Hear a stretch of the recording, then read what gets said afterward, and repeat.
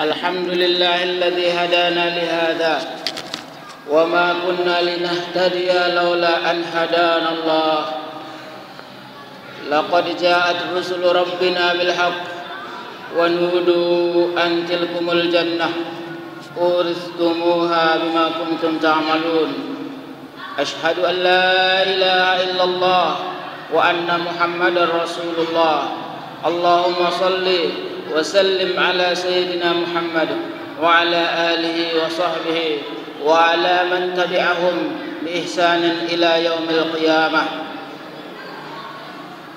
عباد الله أوصي نفسي وإياكم بتقوى الله فقال تعالى يا أيها الناس اتقوا ربكم الذي خلقكم من نفس واحدة وخلق منها زوجها وبث منهما رجالا كثيرا ونساء واتقوا الله الذي تساءلون به والأرحام إن الله كان عليكم رقيبا. Hadirin jemaah Jumat yang dimuliakan Allah, kita masih berada di awal bulan, di bulan pertama setelah berlalunya bulan Ramadan. Indah suasana bulan Ramadan masih terasa, tapi sedikit demi sedikit, perlahan demi perlahan, kita akan merasakan semakin asing dan semakin jauh dari suasana bulan Ramadan. Kenapa bisa terjadi demikian? Karena setan-setan sudah dibelenggu ikatannya. Setan-setan itu sudah mulai bebas berkeliaran untuk menggoda umat manusia. Maka pentinglah di bulan pertama ini merupakan bulan di awal catatan amal kita. Alangkah indahnya di awal-awalnya diisi dengan amalan-amalan soleh. Tapi harus kita sadari, bagaimanapun kita beramal saleh, harus kita berusaha agar hasilnya benar-benar diterima di sisi Allah Subhanahu wa ta'ala. Maka lewat kesempatan ini ada satu hal yang akan kita bahas, yaitu salah satu yang akan menyebabkan kinerja atau usaha amal saleh kita sia-sia begitu saja, yaitu adalah makanan yang haram. Rasulullah sallallahu alaihi wasallam bersabda, "Kam min sha'imin laisa lahu illal ju'." Berapa banyak orang yang rajin berpuasa, akan tetapi mereka tidak mendapatkan apa-apa kecuali hanya lapar. Wa kam min qa'imin laisa lahu illas sahar. Dan berapa banyak orang-orang yang rajin salat malam, tidak tidur, bermunajat kepada Allah di tengah malam, di tengah waktu yang sangat diijabahkan, tapi tidak diijabahkan oleh Allah. Laisa lahu illas sahar, dia tidak mendapatkan ijabah kabul, dia tidak mendapatkan apa-apa di sisi Allah kecuali hanya bergadang, tidak tidur saja. Limadza ya Rasulullah? Seseorang sahabat bertanya, kenapa bisa demikian ya Rasulullah? Rasulullah menjawab, la yazalu akilal haram. Orang yang rajin puasa itu, orang yang selalu bangun tengah malam itu tidak diterima pahalanya, tidak mendapatkan pahala dan ganjaran dari Allah karena dia selalu memakan harta yang haram.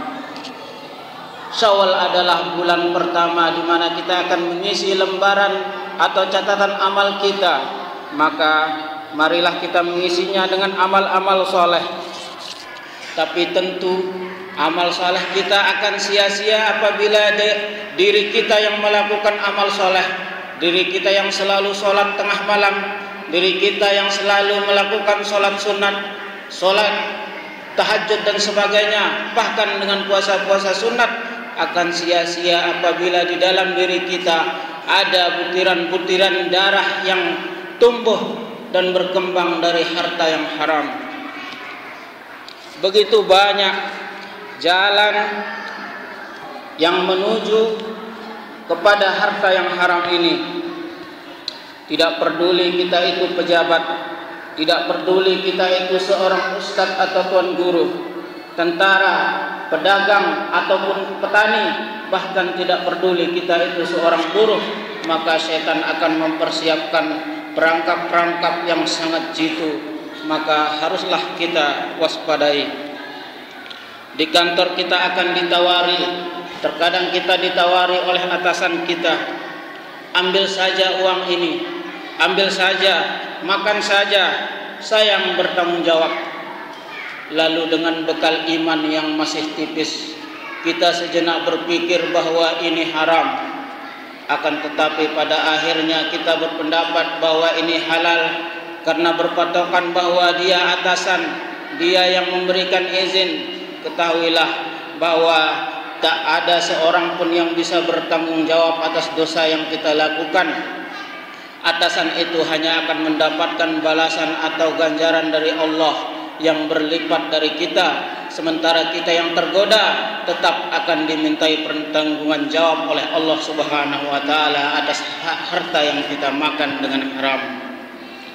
Terkadang kita bekerja di sebuah lembaga atau perusahaan di mana kita sudah ditentukan jam kerja, tapi kita tidak menunaikan jam kerja dengan sempurna, sementara kita menerima gaji sempurna, utuh, tidak kurang sedikit pun, maka gaji yang kita terima itu sudah tidak seutuhnya halal, akan tetapi sudah bercampur dengan yang halal, dengan yang haram. Lalu dengan harta yang haram itu kita makan, kita hidup, kita berikan kepada anak dan istri kita di rumah, kita berikan kepada orang-orang yang kita cintai. Terkadang kita di pasar karena tergiur dengan untung yang banyak, kita ketika menimbang di saat membeli berbeda cara kita menimbang ketika kita menjual, maka untung yang kita dapat adalah untung yang ribawi. Harta halal sudah bercampur dengan haram. Alangkah kasihan anak dan istri yang kita cintai, mereka tidak tahu apa-apa, mereka kita suguhkan makanan dan minuman yang haram. Lalu terkadang kita sering bertanya, kenapa anak dan istriku tidak takut, tidak taat, tidak menghormatiku sebagai suami?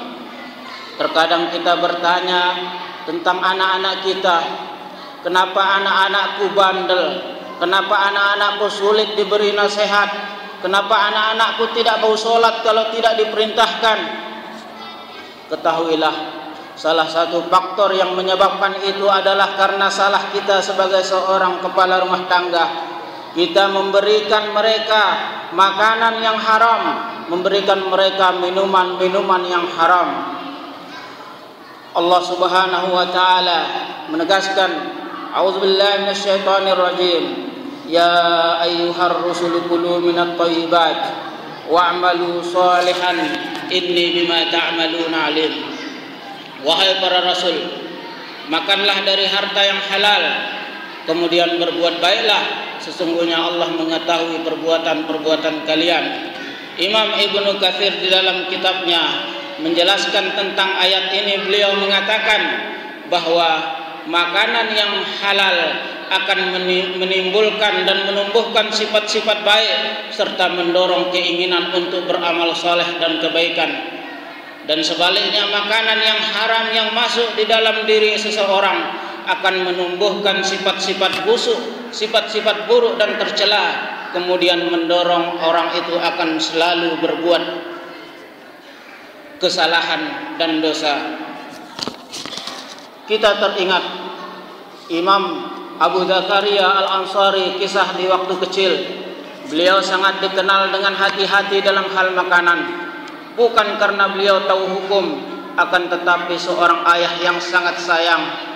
Ketika Imam Abu Zakaria Al-Ansari terlanjur memakan sepotong roti yang diambil dari jalan, tidak jelas halal dan haramnya, kemudian sang ayah memaksa untuk memuntahkan makanan itu dari perut sang anak, dimasukkan jari-jari ke mulut dengan harapan roti itu bisa keluar kembali. Di satu kesempatan tidak bisa keluar, maka dengan ringan sang ayah mengangkat kaki sang anak yang masih kecil. Kakinya diangkat ke atas, kepala di bawah, kemudian digoncangkan sehingga keluarlah makanan itu.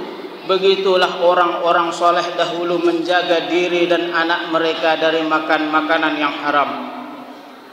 Sementara kita yang kita dengar selalu, kita tanyakan kepada anak kita makanan yang sehat, makanan yang bagus, makanan yang tertutup rapi. Jarang sekali kita menanyakan bahwa makanan ini dari mana asalnya, siapa yang memberi, halal atau haramkah.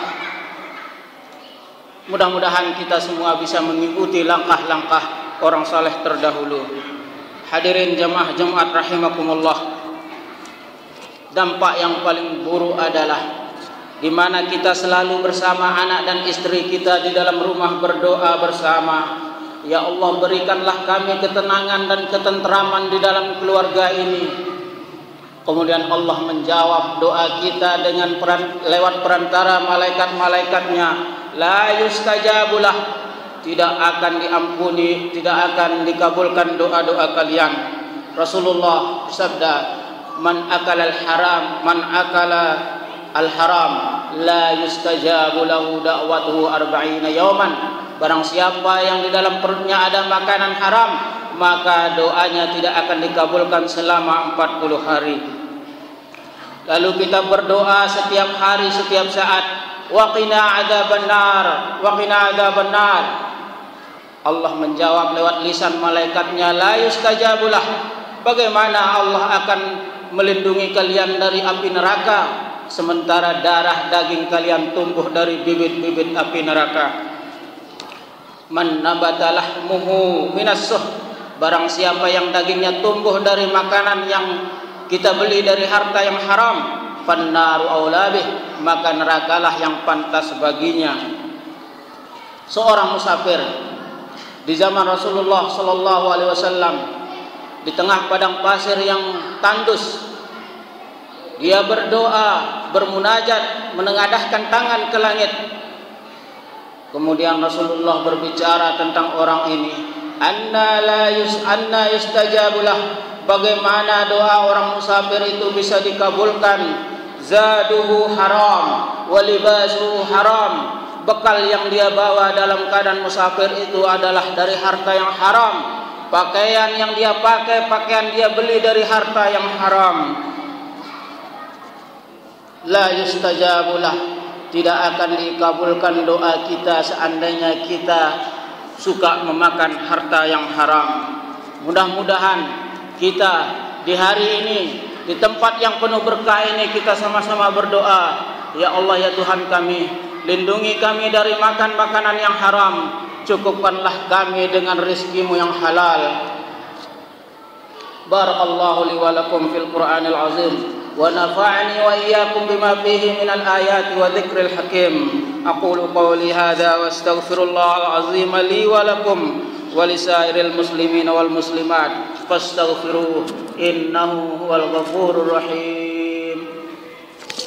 Bismillahirrahmanirrahim. Allahumma shalli ala Muhammad, Allahumma shalli ala sayyidina Muhammad, Allahumma shalli ala sayyidina Muhammadin wa shafi'ina Mustafa maulana Muhammad, wa ij'alna min khiyari ummati wa min syafa'atihi wa rahmatika ya arhamar rahimin.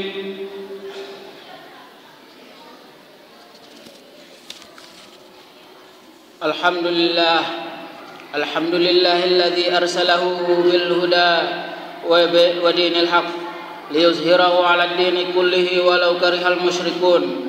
Asyhadu an la ilaha illallah wahdahu la syarika lah wa asyhadu anna Muhammadan abduhu wa rasuluhu la nabiyya ba'dah. Allahumma salli wa sallim ala sayyidina Muhammad wa ala ali sayyidina Muhammad وعلى من تبعهم بإحسان إلى يوم القيامة. أما بعد فيا عباد الله اتقوا الله حيثما كنتم، فقال يا أيها الذين آمنوا اتقوا الله حق تقاته ولا تموتن إلا وأنتم مسلمون. فيا أيها الحاضرون اتقوا الله في طعامكم، اتقوا الله في شرابكم، اتقوا الله في أنفسكم، اتقوا الله في أهليكم، فإن الله قال قوا أنفسكم وأهليكم نارا واعلموا أن الله أمركم بالصلاة على النبي قال تعالى إن الله وملائكته يصلون على النبي يا أيها الذين آمنوا صلوا عليه وسلموا تسليما اللهم صل وسلم على سيدنا محمد وعلى آل سيدنا محمد وعلى أنبيائك ورسلك وملائكة المقربين وارض الله عن الخلفاء الراشدين أبي بكر وعمر وعثمان وعلي وعن سائر الأصحاب أجمعين اللهم اكفنا بحلالك عن حرامك وأغننا بفضلك عمن سواك اللهم اكفنا بحلالك عن حرامك وأغننا بفضلك عمن سواك اللهم اغفر لنا ولوالدينا ولأساتذتنا ولمشايخنا وللمسلمين والمسلمات والمؤمنين والمؤمنات الأحياء منهم والأموات ربنا لا تزغ قلوبنا بعد إذ هديتنا وهب لنا من لدنك رحمة إنك أنت الوهاب ربنا آتنا في الدنيا حسنة وفي الآخرة حسنة وقنا عذاب النار وقنا عذاب النار وقنا عذاب النار عباد الله إن الله يأمركم بالعدل والإحسان وإيتاء ذي القربى وينهى عن الفحشاء والمنكر والبغي يعظكم لعلكم تذكرون واذكروا الله العظيم يذكركم واشكروه على نعمه يزدكم ولذكر الله أكبر والله يعلم ما تصنعون الله أكبر